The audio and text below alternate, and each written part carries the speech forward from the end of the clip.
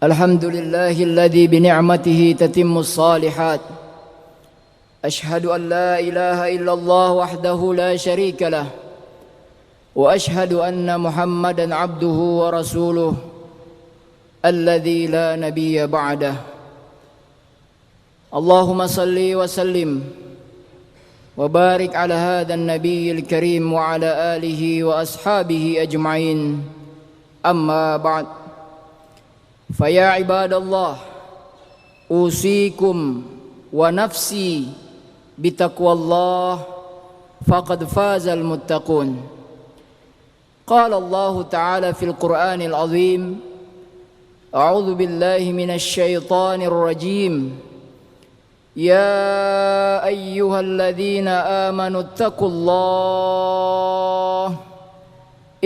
الله حق تقاته ولا تموتن إلا وأنتم مسلمون.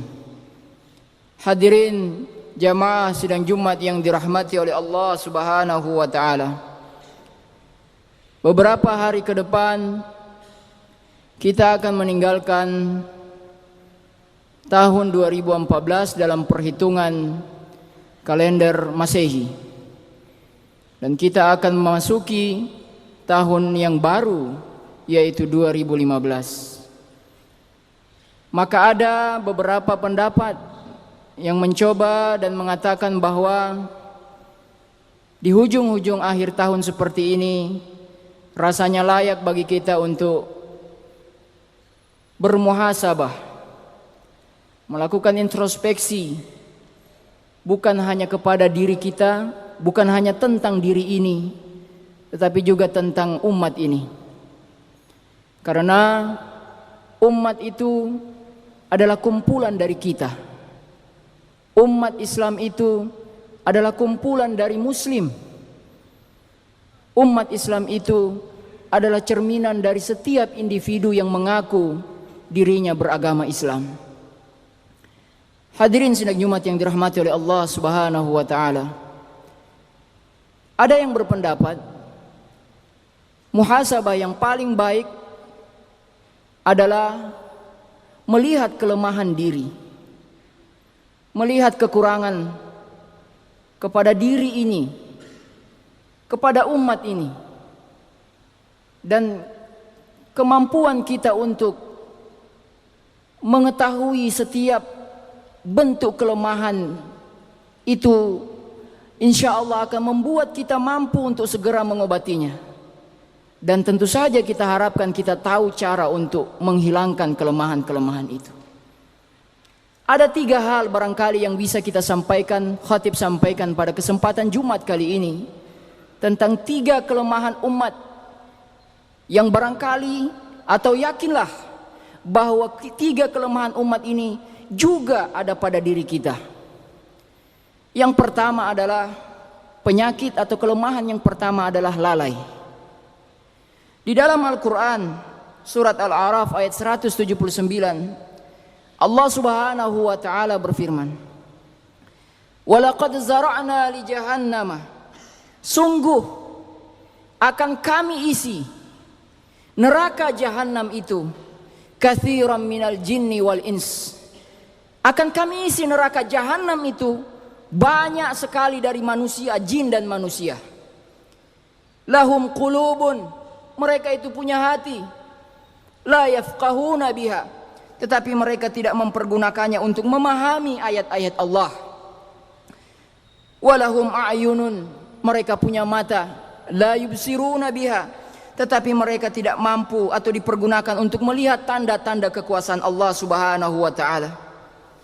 Walahum adhanun, mereka punya telinga, la yasma'una biha, tetapi mereka tidak mampu untuk menggunakannya mendengarkan ayat-ayat Allah. Ulaika kal an'am, mereka itu adalah seperti hewan ternak. Balhum adal, tetapi mereka bahkan lebih sesat lagi. Ulaika humul ghafilun, mereka itu adalah orang-orang yang lengah. Mereka itu adalah orang-orang yang lalai. Mereka itu adalah orang-orang yang lupa akan hakikat dirinya. Al-ghafilun. Dan itulah penyakit pertama ada pada diri kita dan umat ini, yaitu seringkali kita lalai terhadap diri kita sendiri. Kaum muslimin yang dirahmati oleh Allah Subhanahu wa taala, mengapa pada ayat yang kita baca barusan tadi Allah Subhanahu wa taala mengatakan lahum qulubun, mereka mempunyai hati, la yafqahuna biha, tetapi mereka tidak mempergunakannya untuk memahami ayat-ayat Allah, berfikir mengenai ayat-ayat Allah. Ini jadi pertanyaan, bukankah alat untuk berfikir itu adalah akal, bukan hati? Seperti mana yang kita ketahui hampir selama ini demikian, bahwa tempat untuk bisa memahami, berfikir itu adalah otak, adalah kepala kita, bukan hati kita. Tetapi mengapa dalam ayat ini Allah Subhanahu wa taala dengan jelas menggunakan kata qulubun? Mereka mempunyai hati, la yafqahuna biha, tetapi mereka tidak mempergunakannya untuk bisa memahami terhadap ayat-ayat Allah. Para ahli tafsir seperti Imam Al-Qurtubi mengatakan bahwa sebenarnya akal itu tempatnya di hati. Akal itu lahirnya di hati. Kemampuan orang untuk menggunakan akalnya dengan benar itu adalah bagaimana dia menggunakannya dengan hati yang bersih dan tulus, bukan karena kepintaran dia. Kaum muslimin yang dirahmati Allah, dan kalau kita lihat, ternyata Al-Quran memposisikan akal ini bukan hanya sebagai tempat manusia untuk berfikir. Al-Quran memposisikan dan menyebutkan orang-orang yang berakal itu sebagai bagian dari orang-orang yang konsisten. Pertama, konsisten dari berfikir. Itu bisa kita lihat di surat Ali Imran ayat 65. Allah Subhanahu wa taala berfirman, "Ya ahlal kitab, wahai ahlul kitab, lima tuhajjuna." Kenapa kalian berbantah-bantahan fi Ibrahim, tentang Nabi Ibrahim? Wa ma unzilatit Taurat wal Injilu illa min ba'di, padahal Taurat dan Injil itu diturunkan setelah dia. Afala ta'qilun, mengapa kalian tidak mengerti? Mengapa kalian tidak menggunakan akal kalian? Orang Yahudi mengatakan bahwa Ibrahim itu bagian dari kami. Orang Nasrani juga begitu mengatakan, mengklaim bahwa Ibrahim bagian dari kami. Maka Allah Subhanahu wa taala mengatakan lima tuhajjuna fi Ibrahim. Kenapa kalian berbantah-bantahan terhadap Ibrahim? Wa ma unzilatit Tauratu wal Injilu illa min ba'di. Sementara Nabi Ibrahim itu datang, kami utus sebelum datangnya Injil dan Taurat. Afala ta'qilun, mengapa kalian tidak menggunakan akal kalian? Ini menunjukkan bahwa Al-Quran memposisikan, membahasakan orang yang menggunakan akalnya sebagai orang yang konsisten dalam berfikir. Yang kedua, Al-Quran memposisikan orang yang berakal itu sebagai orang yang konsisten dalam bertindak. Itu bisa kita lihat di surat Al-Baqarah ayat 44. Allah Subhanahu wa taala berfirman, "Atamuruna an-nasa bil birri wa tansawna anfusakum?" Apakah kalian, mengapa kalian menyuruh orang lain berbuat kebajikan? Wa tansawna anfusakum, dan kalian melupakan diri kalian sendiri. Wa antum tatlunal kitab, sementara kalian itu mengetahui isi Alkitab ini, isi Quran ini. Afala ta'qilun, mengapa kalian tidak berfikir? Lagi-lagi Al-Quran menggunakan afala ta'qilun, menunjukkan kepada orang yang konsisten antara ucapan dan perbuatannya, sebagai orang yang berakal. Yang ketiga, Al-Quran memposisikan orang yang memiliki akhlak yang mulia, yang memiliki karakter yang bagus, itu juga disebut sebagai orang yang berfikir, orang yang berakal. Dan itu kita dapati di surat Al-Hujurat ayat 4. Innal ladzina yunadunaka min wara'il hujurat. Wahai Nabi Muhammad, orang-orang sahabat-sahabatmu yang memanggil-manggil namamu dengan suara yang keras dari luar kamar, min wara'il hujurat, dari belakang kamar. Aktsaruhum la yaqilun, mereka itu kebanyakan adalah orang-orang yang tidak mengerti, orang-orang yang tidak berfikir. Aktsaruhum la yaqilun. Itu menunjukkan bahwa Al-Quran membahasakan kepada kita bahwa orang yang konsisten dalam berfikir itu adalah orang yang berakal. Orang yang konsisten dalam antara ucapan dan tindakan itu adalah orang yang berakal. Orang yang beretika, orang yang berakhlak itu juga adalah orang yang berakal. Kesimpulannya adalah bahwa akal ini tidak semata-mata tempat kita berpikir, tetapi akal ini hendaknya dapat membuat pelakunya menjadi hati-hati yang tunduk kepada kebesaran dan kekuasaan Allah Subhanahu wa taala. Seperti mana yang Allah ceritakan mengenai ulul albab di surat Ali Imran ayat 190 dan 191. Inna fi khalqis samawati wal ard, sesungguhnya dalam penciptaan langit dan bumi. Inna fi khalqis samawati wal ard wa ikhtilafil laili wan nahar, dan pertukaran siang dan malam. La ayatil liulil albab, terdapat tanda-tanda bagi mereka yang diberi golongan dengan nama ulul albab. Siapa mereka? Alladzina yadhkuruna Allah qiyaman wa qu'udan wa ala junubihim. Mereka adalah orang-orang yang senantiasa memikirkan kebesaran Allah. Mereka senantiasa berzikir kepada Allah dalam keadaan mereka berdiri, duduk dan berbaring. Wa yatafakkaruna fi khalqis samawati wal ard, dan mereka terus mengolah akal fikiran mereka terhadap penciptaan langit dan bumi.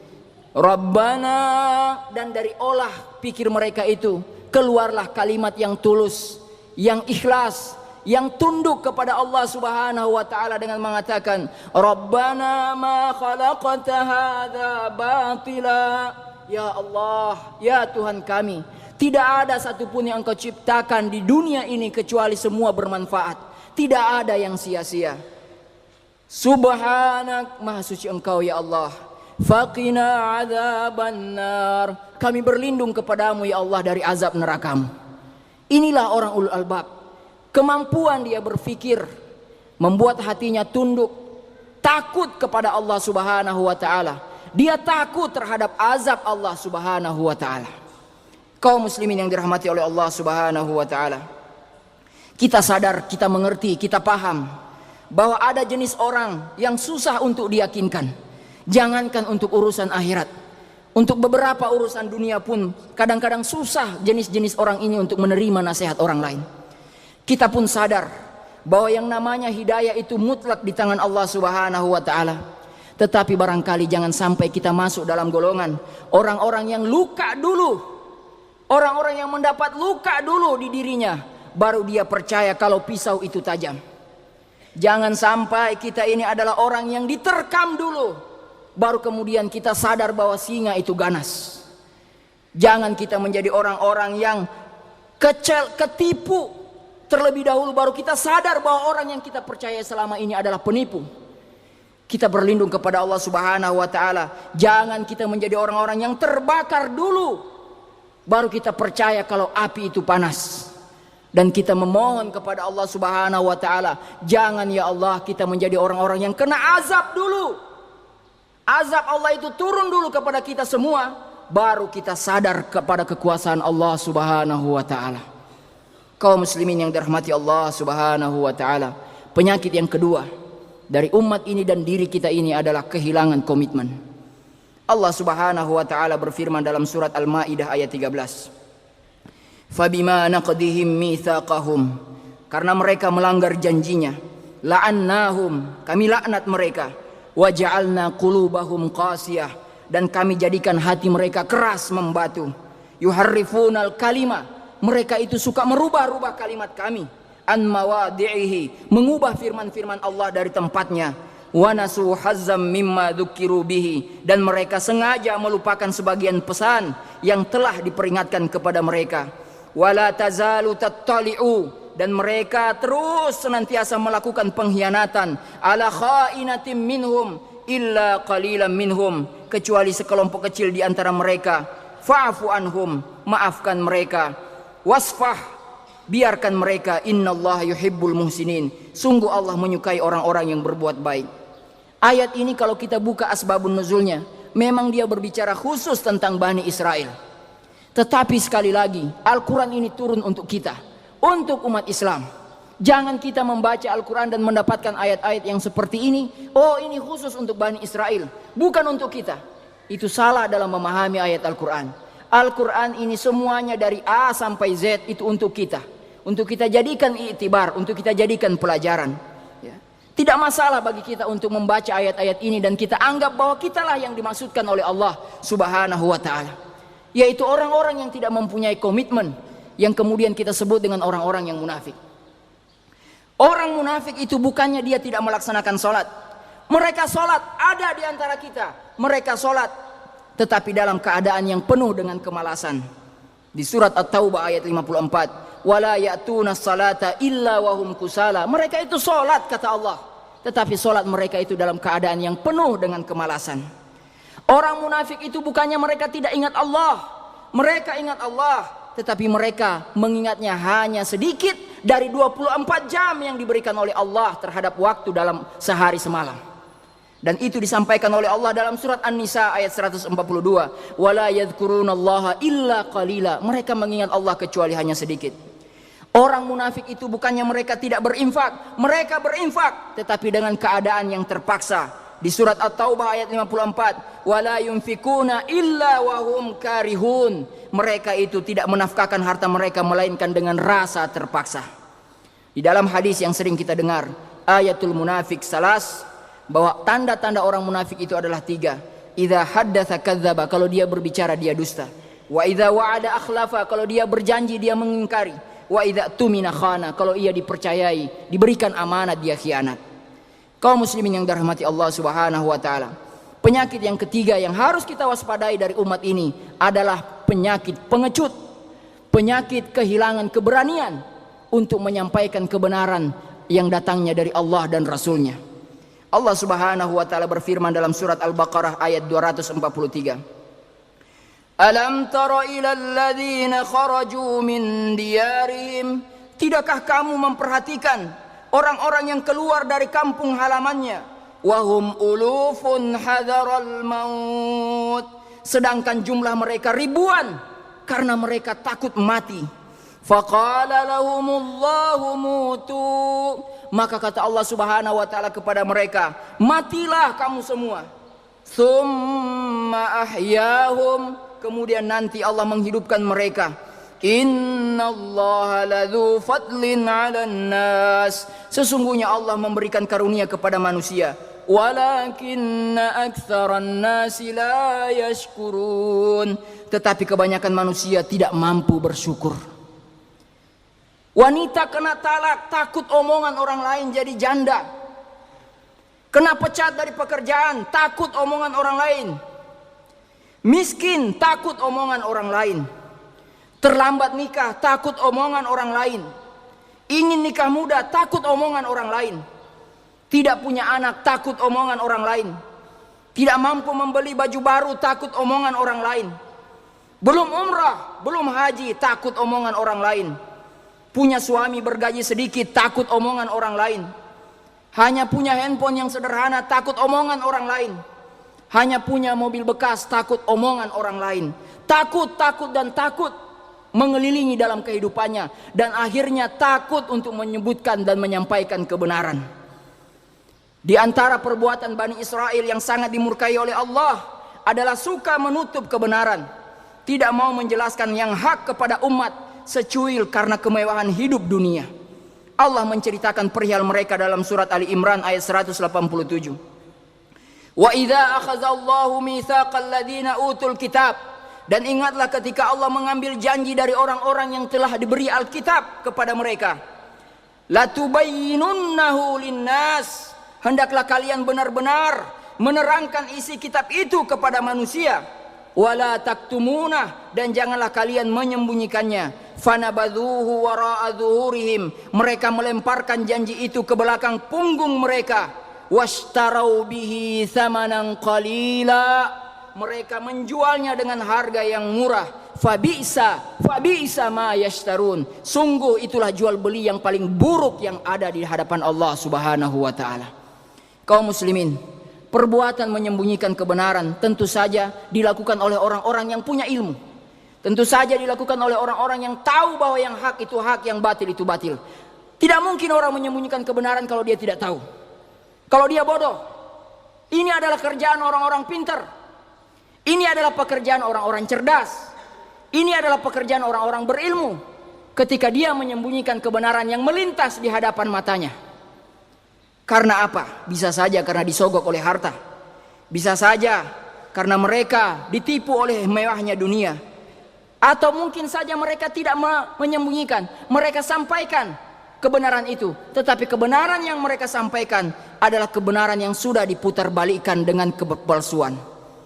Labisal haq bil batil, mereka ubah antara yang batil menjadi hak, yang hak mereka rubah menjadi yang batil. Dan membuat manusia yang kebanyakan adalah mayoritas awam itu tersesat. Dosanya berlipat kali ganda.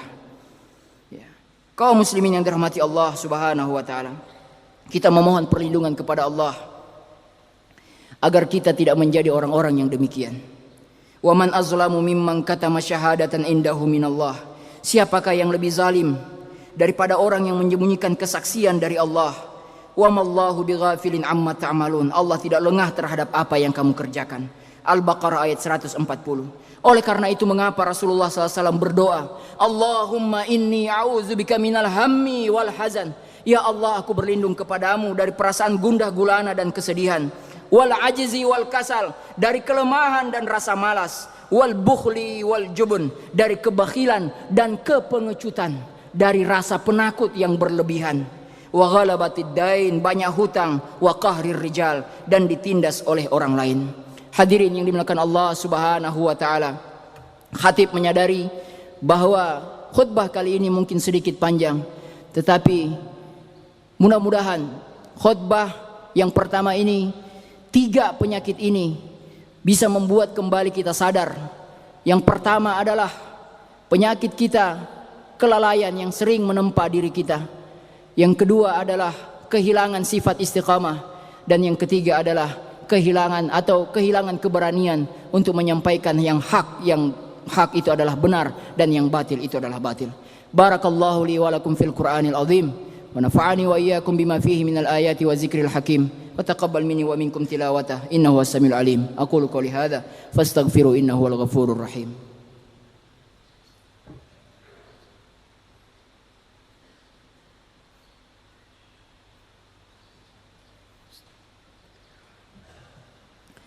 Alhamdulillah, alhamdulillahi rabbil alamin. Asyhadu an la ilaha illallah wa asyhadu anna Muhammadar Rasulullah. Allahumma salli wa sallim wa barik ala sayyidina Muhammad wa ala alihi wa sahbihi ajmain wa ba'd. Kaum muslimin jamaah Jumat yang dirahmati Allah Subhanahu wa taala, pada khutbah yang kedua ini marilah kita tutup dengan sama-sama berdoa kepada Allah Subhanahu wa taala agar kita diberi kesadaran yang sebesar-besarnya akan kelalaian kita selama ini, dan menyadarkan kembali kepada kita bahwa umat kita ini yang memperjuangkannya adalah kita sendiri. Keindahan, kehebatan dan kemuliaan agama kita ini itu akan dinilai oleh orang melalui diri kita masing-masing. Dan itulah dakwah yang paling besar, dan itulah dakwah yang paling tepat, yang paling cepat mengena kepada orang lain. Bagaimana mereka melihat Islam dengan penuh keindahan, penuh kedamaian. Kita sadar bahwa ada beberapa aturan dalam agama kita yang dengan tegas mengatur dan mengatakan beberapa hal. Dan pada hal yang seperti ini, pada bagian-bagian yang tegas seperti ini, maka kita harus tegas juga dan mengatakan yang hak itu hak, yang batil itu batil. Tapi banyak sekali hal-hal yang masih bisa kita bermuamalah dengan orang lain. Masih banyak hal-hal yang kita bisa menampilkan Islam itu dengan tanpa harus kelihatan menyeramkan dan lain sebagainya. Kita tutup dengan berdoa kepada Allah Subhanahu wa taala. Inna Allah wa malaikatahu yusalluna ala nabi ya ayyuhalladzina amanu sallu alaihi wa sallimu taslima. Allahumma salli ala Muhammad wa ala ali Muhammad wa sallaita ala Ibrahim wa ala ali Ibrahim wa barik ala Muhammad wa ala ali Muhammad kama barakta ala Ibrahim wa ala ali Ibrahim fil alamin innaka Hamidum Majid. Allahumma ighfir lana dzunubana wa liwalidina warhamhuma kama rabbawna shighara. Allahumma ighfir lana dzunubana wa li ikhwanina alladhina sabaquna bil iman wa la taj'al fi qulubina ghillan lil ladzina amanu rabbana innaka raufur rahim. Allahumma ansur Islam wal muslimin, aizzal Islam wal muslimin birahmatika ya rabbal alamin. Rabbana zalamna anfusana wa illam taghfir lana wa tarhamna lanakunanna minal khasirin. Rabbana taqabbal du'ana innaka antas samiul alim wa tub alaina innaka antat tawwabur rahim. Rabbana atina fid dunya hasanah wa fil akhirati hasanah wa qina azabannar. Wa sallallahu ala nabiyyina Muhammadin wa ala alihi wa sahbihi ajma'in walhamdulillahi rabbil alamin. Aqimussalah.